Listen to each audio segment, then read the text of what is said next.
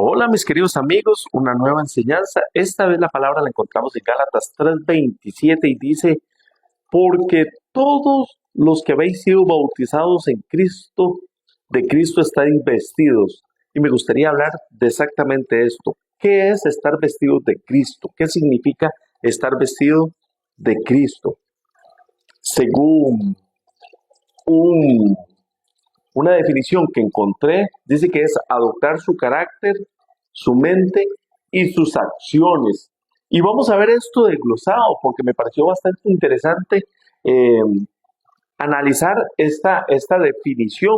Dice Efesios 5:1 y 2: sed pues imitadores de Dios como hijos amados, andad en el amor como también Cristo amó y se entregó a sí mismo por nosotros, ofrenda y sacrificio a Dios en olor fragante. Ser imitadores de su carácter es imitar cómo vivió Cristo acá en la tierra, quién fue Cristo, cómo habló, cómo se dirigió y aún así a sus detractores, cómo él trató a sus detractores, porque nos quedamos muchas veces con eh, fariseos hipócritas, eh, sepulcros blanqueados, pero también él nos enseñó que hay que amar a quienes nos persiguen. Dice que amad a vuestros enemigos, perdonad a vuestros perseguidores. Entonces, parte del carácter de Cristo es ser alguien que, que está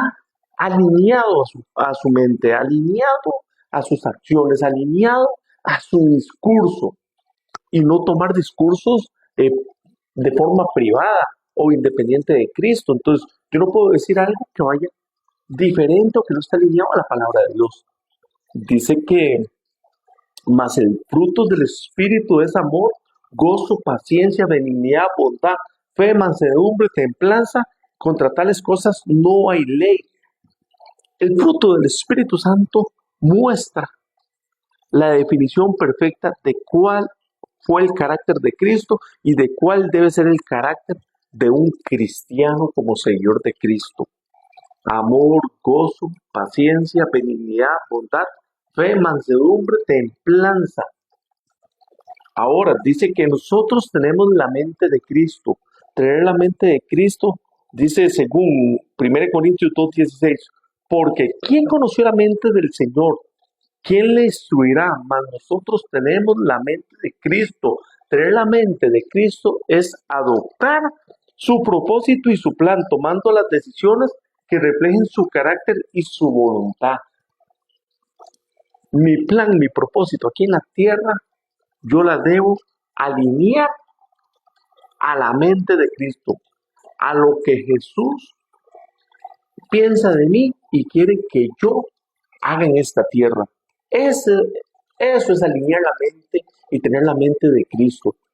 Estar conectado con Jesús y decir cuál es tu voluntad y qué es lo que tú quieres que yo haga para tu reino, para ti. La pregunta importante cuando nosotros decimos ser seguidores de Cristo y tener la mente de Cristo es, ¿esto es lo que haría Cristo? ¿O qué es lo que haría Cristo en esta o en la otra circunstancia? Tengo tal preocupación, tengo tal decisión a tomar y la pregunta es, ¿qué haría Jesús en mi lugar? Y ahí es donde nosotros venimos, Espíritu Santo. ¿Cuál es la mejor decisión? ¿Qué es lo que mejor podría hacer? ¿O cómo podría actuar de la mejor manera para, para que quien me vea y sepa que yo estoy alineado a ti? Mi decisión está basada en amor, en gozo, en paciencia, benignidad, en bondad, fe, mansedumbre, templanza. O sea, para yo tener la mente de Cristo, mis decisiones tienen que estar basadas de acuerdo al carácter. Si vemos, es algo que va equilibrado, es recíproco. Carácter y mente. Ahora, eh, me gustaría hablar acerca de las acciones. Somos imitadores de sus acciones. Y dice Juan 14:12, de cierto os digo que el que cree en mí, las obras que yo hago, él las hará también y aún mayores hará porque yo voy al Padre. Seguido a eso dice, y todo lo que pidieres al Padre en mi nombre, lo haré para que el Padre sea glorificado en el Hijo. Si alguno pidiera en mi nombre, yo lo haré. Ahora, ¿qué es ser imitadores de las acciones de Jesucristo? Entonces nosotros tenemos que entender y leer los 4 evangelios y ver qué fue lo que Jesucristo hizo mientras estuvo en esta tierra, cómo Él se comportó, cómo Él actuó, qué era lo que Él hacía, cómo Él demostró cuando dijo, venga a nosotros tu reino, y cómo fue que Él introdujo el reino de Dios a esta tierra y cómo lo manifestó, porque Él lo manifestó con acción, no solo con palabras, porque las palabras se las lleva el viento, pero las acciones eran un reflejo de su carácter y de su mente.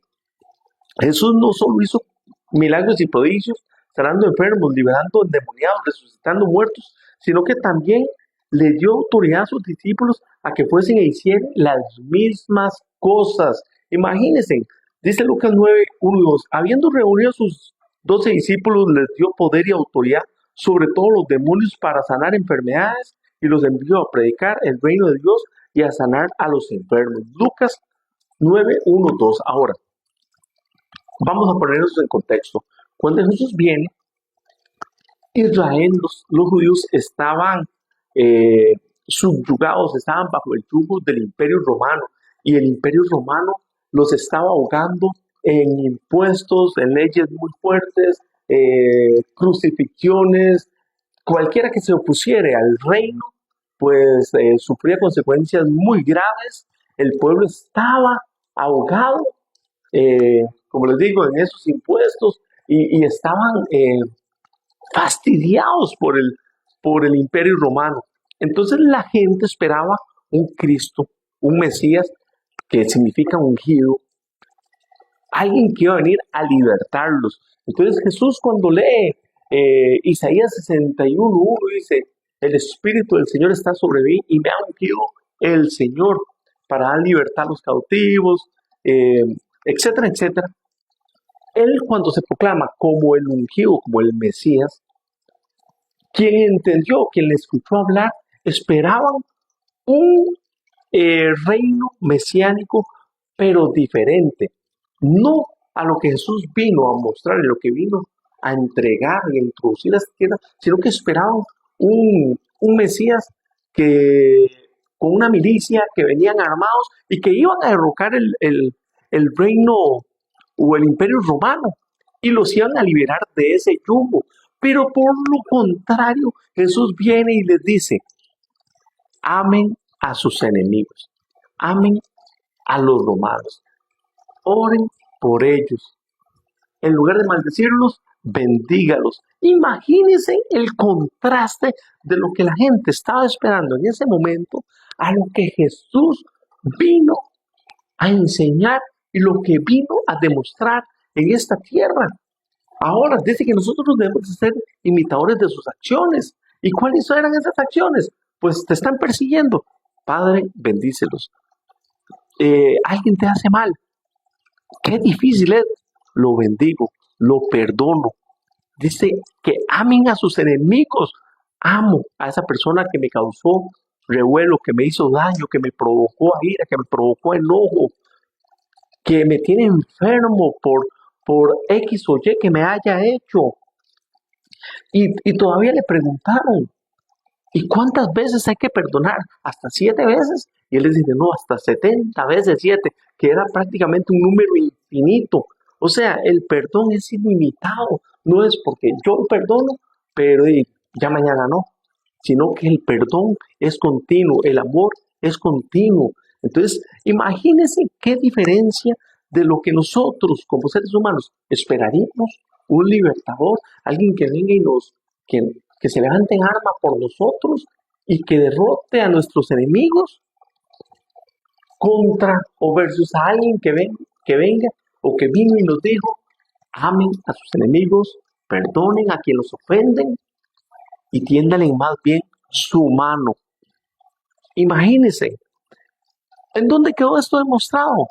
Cuando Jesucristo estaba clavado en la cruz y le dice al Padre, Padre, perdónalos. ¿A quién? A los judíos que lo entregaron y que gritaron, crucificadle, entréguenos a Barrabás y crucifiquen a Jesús, perdona a los que me crucificaron, a los romanos que lo estaban crucificando, que se mofaron de él, que lo latigaron, que le pusieron una corona de espina en su mente, en su frente. Y él les estaba diciendo, porque no saben lo que hacen. O sea, ellos se están viendo influenciados y son manipulados por fuerzas de Satanás. Así que en mi corazón, que es un corazón sano, dijo Jesús, yo los perdono, no les tomes en cuenta este pecado. Imagínense qué increíble y qué amor el de nuestro Señor Jesucristo, porque qué fácil es amar a quien nos ama, qué fácil es perdonar a quien nos perdona, qué fácil es amar a alguien que nos trae alegría, que es bondadoso con nosotros. Pero ahora imagínense a alguien que nos está escupitando, alguien que nos está latigando, alguien que nos está poniendo una corona de espinas, alguien que nos está introduciendo una lanza en el costado.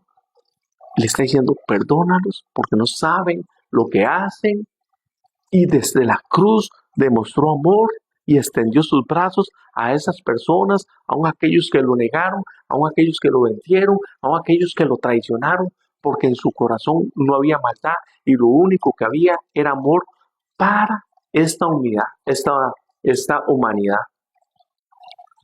Dice Juan 3:16. Vamos a ver qué nos dice Juan 3:16. Porque de tal manera amó Dios al mundo que ha dado a su Hijo unigénito, para que todo aquel que en él crea no se pierda, mas tenga vida eterna. Porque no envió Dios a su Hijo a este mundo para condenar al mundo, sino para que el mundo sea salvo. Estamos claros que es que todo aquel que crea en Él, que todo aquel que le reconozca como Señor y como Salvador. Pero aún así Jesús, sabiendo que ese mundo lo iba a condenar, que ese mundo lo iba a crucificar, que ese mundo lo iba a ultrajar, aún así vino a morir por nosotros, para perdón de nosotros y para que nosotros pudiéramos gozar de la vida eterna. Amigos, esta sería la pequeña reflexión: ser imitadores de su carácter, ser imitadores o tener la mente de Cristo y ser imitadores de sus acciones. Muchísimas gracias.